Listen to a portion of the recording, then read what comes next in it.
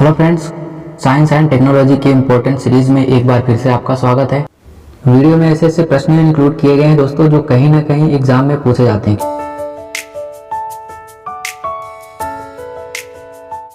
पहला प्रश्न है, साइंस का इम्पोर्टेंट प्रश्न है, न्यूटन के गति के द्वितीय नियम के अनुसार प्रति इकाई समय में संवेग परिवर्तन किसके बराबर होता है?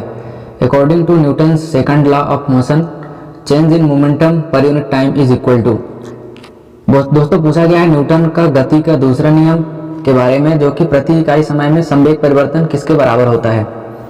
ऑप्शन दिया गया है बल, ऊर्जा, त्वरण या कार्य। तो यहाँ पर सही उत्तर हो जाएगा दोस्तों ऑप्शन ए, बल। दोस्तों न्यूटन का दूसरा नियम होता है संवेग में परिवर्तन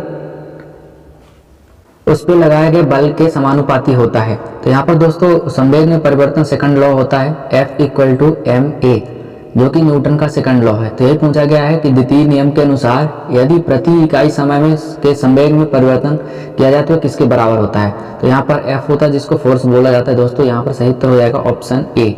यदि आपने ऑप्शन ए टिक किया है तो बिल्कुल सही उत्तर हो जाएगा। इसके अलावा अगला प्रश्न है, SO2 जिसको सल्फर डाइऑक्साइड बोला जाता है, गैस का रंग कैसा होता है? वेरी वेरी इंपॉर्टेंट प्रश्न है। What is the colour of sulphur dioxide gas? इसका सही उत्तर होगा दोस्तों ऑप्शन सी, रंगहीन। सल्फर डाइऑक्साइड का कोई कलर नहीं होता है। यह दोस्तों एक विषैली तीव्र गंध युक्त गैस होती है, ये रंगहीन गैस होती है। और दोस्तों सल्फर के ऑक्साइड देखा जाए तो इसके दो ऑक्साइड होते हैं, सल्फर मोनोऑक्साइड, सल्फर ट्राईऑक्साइड। दोस्तों सल्फर डाइऑक्साइड का उत्पादन कैसे किया जाता है? जब दोस्तों औद्योगिक प्रक्रियाओं में कोयला तथा तेल को जलाते हैं तब सल्फर डाइऑक्साइड निकलती है। और प्रयोगशाला में कैसे यह बनती है दोस्तों? कॉपर में जब सल्फ्यूरिक अम्ल को मिलाया जाता है फिर इसके बाद गर्म किया जाता है तो यह प्रयोगशाला विधि से सल्फर डाइऑक्साइड गैस रिलीज होती है। दोस्तों यहाँ पर इंटरनेशनल के बारे में देखा जाए कि सल्फर डाइऑक्साइड का उत्सर्जक कौन कौन से देश हैं, तो दोस्तों टॉप 5 देश में रसिया, साउथ अफ्रीका, ईरान, सऊदी अरब और भारत अपने 5वें नंबर पर आता है सल्फर डाइऑक्साइड उत्पादन करने में। क्योंकि दोस्तों विषैली और तीव्र गंध युक्त गैस इसलिए इंपॉर्टेंट है जो कि वायुमंडल में काफी हानिकारक गैस होती है। तो याद रखिएगा यहाँ पर भारत 5वें नंबर पर इसका उत्पादक देश है। और सल्फर डाइऑक्साइड गैस का रंग पूछा गया है तो यहाँ पर सही उत्तर हो जाएगा ऑप्शन सी, रंगहीन। अगला प्रश्न है, कॉपर सल्फेट CuSO4 इसका रंग पूछा गया है कैसा होता है? इंपॉर्टेंट प्रश्न है ये भी दोस्तों। What is the colour of copper sulphate? यदि आपने प्रयोगशाला में देखा होगा कॉपर सल्फेट का तो इसका रंग होता है दोस्तों सफेद। कॉपर सल्फेट का रंग होता है सफेद, जो कि यहाँ पर बिल्कुल सही उत्तर हो जाएगा। इसको हिंदी में बोला जाता है दोस्तों तूतिया या नीला तोता। नीला तोता या तूतिया जिसको कॉपर सल्फेट बोला जाता है, याद रखिएगा। कहीं कहीं परीक्षा में पूछ लिया जाता है नीला तोता का फॉर्मूला या केमिकल फॉर्मूला क्या होता है, तो याद रखिएगा इसको कॉपर सल्फेट भी बोला जाता है। विद्युत आवेश की SI इकाई क्या है? What is the SI unit of electric charge? Option A है कूलाम, एम्पियर, फैराड या जूल। विद्युत आवेश की SI इकाई पूछा गया है, इंपॉर्टेंट प्रश्न है। तो यहाँ पर सही उत्तर हो जाएगा दोस्तों विद्युत आवेश की SI इकाई होती है कूलाम। याद रखिएगा विद्युत आवेश जिसको इलेक्ट्रिक चार्ज बोला जाता है, इसको कूलाम से परिभाषित किया जाता है। इसका फॉर्मूला होता है Q इक्वल टू IT। याद रखिएगा कूलाम जिसको Q को विद्युत आवेश बोला जाता है। यहाँ पर एम्पियर दोस्तों करंट की इकाई होती है, फैराड होती है कैपेसिटर की और कार्य की इकाई होती है दोस्तों जूल। तो याद रखिएगा यहाँ पर विद्युत आवेश की इकाई पूछा गया है तो यहाँ पर कूलाम में सही उत्तर हो जाएगा। हेप्टेन में कितने कार्बन परमाणु मौजूद होते हैं? How many carbon atoms are present in heptane? Heptane पूछा गया, याद रखिएगा हेप्टेन, ध्यान दीजिएगा हेप्टेन पूछा गया है। इसमें कितने कार्बन परमाणु होते हैं? 6, 7, 4 या 8? दोस्तों कार्बन की जो चेन होती है तो उसमें दोस्तों हेप्टेन का पूछा गया है तो यहाँ पर हेप्टेन 7 को बोला जाता है। यानी कार्बन में हेप्टेन में कार्बन परमाणुओं की संख्या 7 होती है तो याद रखिएगा यहाँ पर 7 होगा। 6 कार्बन परमाणु वाले को हेक्सेन बोला जाता है, 4 कार्बन परमाणु वालों को ब्यूटेन बोला जाता है और 8 वाले को ऑक्टेन। यहाँ पर हेप्टेन पूछा गया इसलिए यहाँ पर 7 उत्तर सही हो जाएगा। बेंजीन का रासायनिक सूत्र क्या है? What is the chemical formula of benzene?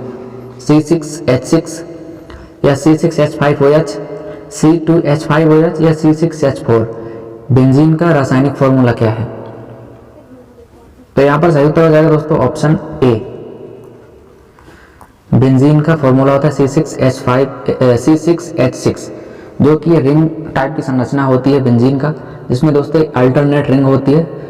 हम बेंजीन को इस तरह की संरचना में लिख दें जिसमें 6 कार्बन परमाणु होते हैं, ये कुछ इस तरह के होते हैं। ये एक रिंग टाइप संरचना होती है, इसमें एक एक अल्टरनेट बॉन्ड रहता है, एक यहाँ पे होगा, दूसरा यहाँ पे होगा, तीसरा यहाँ पे होगा।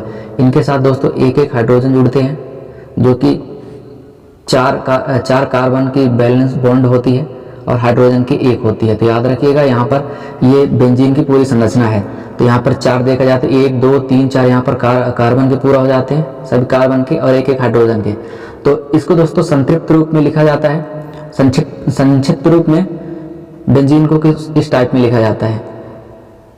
ऐसी संरचना होती है बेंजीन की, याद रखिएगा। इसके अंदर एक रिंग बना देते हैं जिसको बेंजीन बोला जाता है। तो याद रखिएगा ये बेंजीन का रासायनिक सूत्र और केमिकल स्ट्रक्चर होता है। ये फास्फोरस की परमाणु संख्या क्या है? What is the atomic number of phosphorus? यदि आप परमाणु संख्या याद किए होंगे तो याद होगा आपको परमाणु संख्या क्या होती है फास्फोरस की। दोस्तों फास्फोरस की जो परमाणु संख्या होती है वो 15 होती है, याद रखिएगा। फास्फोरस का जो सिंबल होता है उसको P से रिप्रेजेंट किया जाता है। P के बारे में हम जानते हैं दोस्तों, ये इसका जो एटॉमिक नंबर होता है वो 15 होता है। इसकी जो सुगंध होती है दोस्तों, लहसुन के जैसे इसकी सुगंध होती है। तो याद रखिएगा यदि पूछा जाए लहसुन जैसे सुगंधित वाला जो तत्व होता है वो कौन सा होता है, तो लहसुन होता मतलब फास्फोरस होता है। दोस्तों फास्फोरस के 5 जो है अपर रूप होते हैं, श्वेत या पीला फास्फोरस, लाल फास्फोरस, सिंदूरी, काला, बैगनी या फास्फोरस, यानी 5 इसके अपर रूप होते हैं। तो याद रखिएगा फास्फोरस यहाँ पर सही उत्तर हो जाएगा। परमाणु संख्या यहाँ पर 15 होती है। इसके अलावा है किसी समूह में ऊपर से नीचे जाने पर निम्न में से कौन सी मात्रा बढ़ती है? यहाँ पर पीरियोडिक टेबल की बात की गई है। Which of the following quantity increase in a group when we move from top to bottom? यानी जब हम पीरियोडिक टेबल में ऊपर से नीचे की ओर जाते हैं तो इन 4 विकल्पों में से कौन सी मात्रा बढ़ती है? संयोजकता, ऋणात्मकता, परमाणु आकार या आयनीकरण ऊर्जा?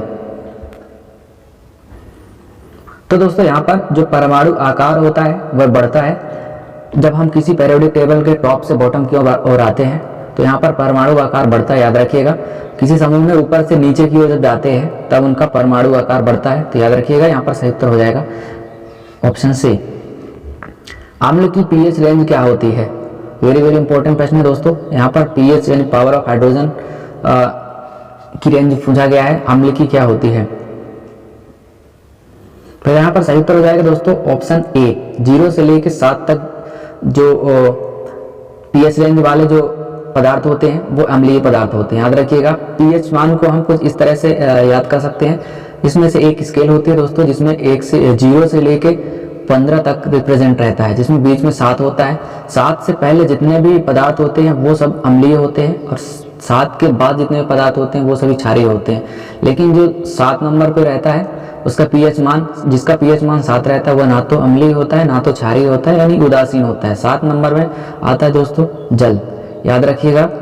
तो यहाँ पर पूछा गया है अम्ल की रेंज क्या होती है। यहाँ पर 2 ऑप्शन है, एक लिखा है 1 से 7, एक लिखा है 0 से 7। तो याद रखिएगा 0 से 7 तक जो पदार्थ रहते हैं वो अम्लीय होते हैं।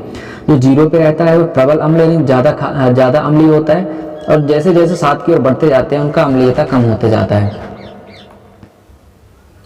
वह धातु जिसका गलनांक और क्वथनांक उच्च होता है। Name the non metals which have high melting and boiling point.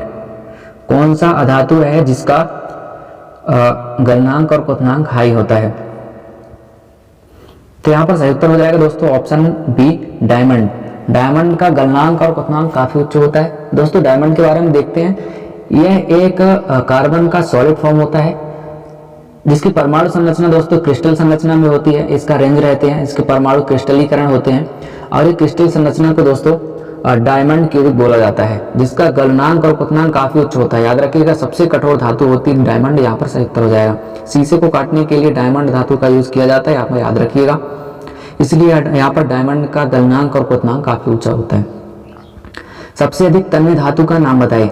Name the metal which is most ductile.